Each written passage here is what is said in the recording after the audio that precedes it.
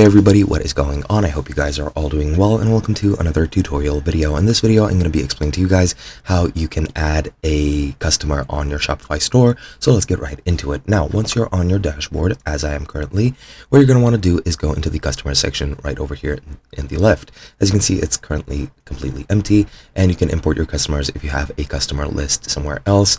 And if you don't, you can just click add customer, which I will be doing. As you can see, you can add the first name, last name, their language, the email, the phone number, and the country from where they are. You can add tags to the right over here as well, and you can of course enter their default address as well as tax settings. And let's say just test.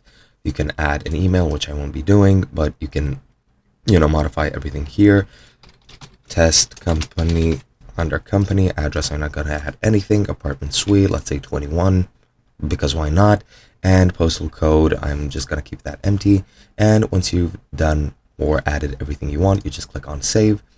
And once that's saved, as you can see, the new customer will be added, and you can see them on the list over here. And if you click on them, you can edit them however you want, and that is pretty much it. You can go to more actions and merge customers, request customer data, erase personal data, or delete the customer completely.